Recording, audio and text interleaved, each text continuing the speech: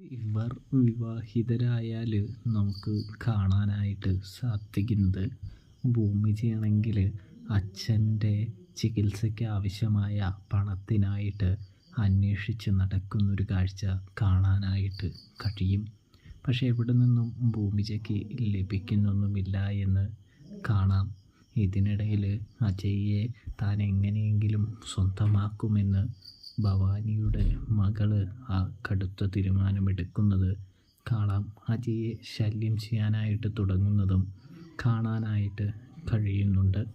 ഇതിനിടയിൽ നമ്മുടെ അമ്മയും കൂടാതെ അച്ഛനും ഇവിടെ ഭൂമിജയും സന്തോഷിച്ച് നിൽക്കുന്ന സമയമാണെങ്കിൽ നമ്മുടെ അമ്മയാണെങ്കിൽ അച്ഛൻ ഇങ്ങനെ ഒരുപാട് പറയുന്ന സമയം, നിങ്ങൾ ഈ വയസ്സാം കാലത്ത് ഈ മരിക്കാറായ സമയത്താണോ ഇത്രയും ആഗ്രഹങ്ങളൊക്കെ പറയുന്നത്?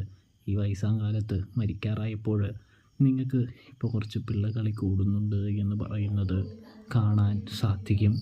ഇതേ സമയമാണെങ്കിൽ നമ്മുടെ ഭൂമിജ പെട്ടെന്ന് തന്നെ ദേഷ്യപ്പെട്ടിട്ട് പറയുന്നുണ്ട്, അമ്മ എന്തൊക്കെയായി പറയുന്നേ, അമ്മ ഒന്നും മിണ്ടാതെ നിന്നേ എന്ന് പറയുന്നത് കാണാനായിട്ട് കഴിയും.